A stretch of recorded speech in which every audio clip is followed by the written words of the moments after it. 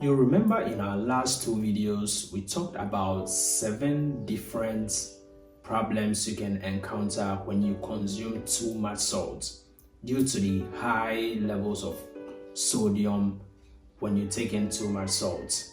And these problems are really daring. No one would like to have a taste of any of them. And so in today's video, or in our lesson today, we want to talk about some practical steps that you can possibly apply by yourself to reduce your sodium consumption.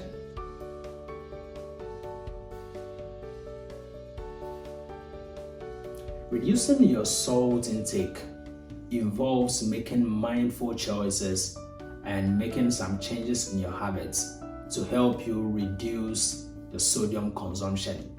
And so in today's video, we want to talk about 5 of these practical tips. 5 of them. So we start with read labels. What do we mean by read labels? On every consumable product, I'm talking about food, we have what we call nutritional labels on each of them. On these nutritional labels, you'll find a lot of things on it. And one of them is what we call sodium content. You'll find it on the label. So what do you need to do here? You need to apply some choice, or let's say you need to make a choice here, mindful choices actually, to select ones with low sodium content. That is the deal here. So when you choose this, it's going to help you reduce your sodium consumption. So the first tip is to read labels always. It's very important. Let's go to the second point, that is to cook at home.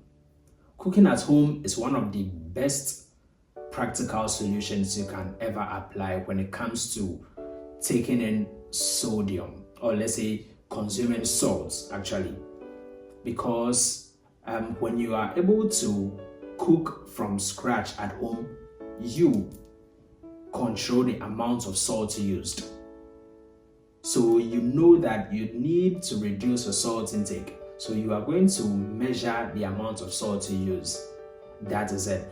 But with the processed foods that we buy, or the pre-ordered foods, because they add a lot of artificial seasonings and spices to it and a lot of salt, sodium contents are really high in those foods. So even though with our busy schedules and limited time, when you are able to apply the second tip, which is to cook at home, this is one of the best things you can do to reduce your sodium consumption.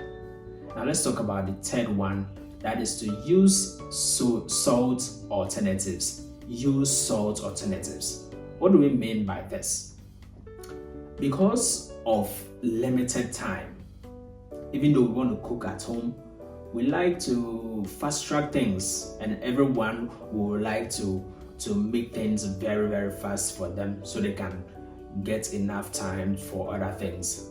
And because of this, when we cooking, we use more of artificial spices and artificial seasonings. These things have salt in it, and the content they used for these substances are also very high in sodium. So what can you do? You need to make mindful choices. By using herbs, use natural spices instead of the artificial one. Use natural seasonings to flavor your food. And this is going to be one of the good things that will help you reduce your sodium consumption. So the third thing is to use salt alternatives. Yes, salt alternatives. Let's talk about the fourth one, that is to reduce salt in recipes. We have a lot of recipes. If you've made any recipe before, you can just drop it down in the comments, and maybe you can elaborate more on other recipes that you've done or tasted. One of the simple recipes you can do is grilled chicken and salad. With this, you will definitely need seasonings for it. And with these seasonings, you can either go in for the artificial ones or the natural ones. So instead of going in for the artificial ones which have high amounts of sodium in them, what can you do? Just go in for the salt-free seasonings, which are the natural ones, and you're going to use it, and it will be the best you can do. So the fourth practical thing that you are going to do is to reduce salt in any recipe you are doing. Now let's talk about the fifth practical point, which is to choose low sodium products. Choose low sodium products. This is just, let me say, a replica of the first point that we mentioned. Yes, so when you are going to buy your stuff, so this is more involved. Let's talk about, let's say, canned foods. Yeah, when we talk about canned foods, this way we normally hit on. So with the canned foods, most of them on the market, most of them are very high in sodium. So what do you need to do? Choose the ones with low sodium or even no sodium at all. Yes, that's really going to help you.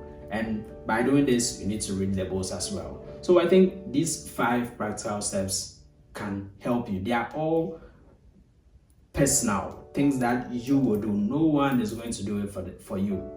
They are all there, but you are going to make the right choices and make these changes in habits. Yes, so it all depends on you.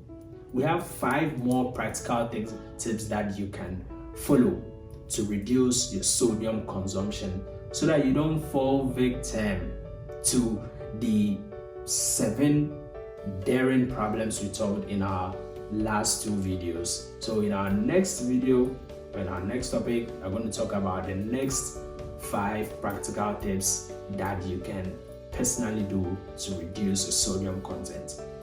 This video was short, but I hope it's valuable. If it's valuable for you too, just be kind to us, like it. When you have any suggestion, any question, you can drop it down in the comments. Yes, and don't keep it to yourself, share it to others so they can also educate themselves. Remember, our coaching programs are running. The general coaching program, the customized coaching program. When you want to work on your weight or your belly, these 2 programs are really good for you. So if you want to get started on them, just get into the description. You find 2 links. Send us a WhatsApp message so that we talk, or tap straight into the website and complete the forms.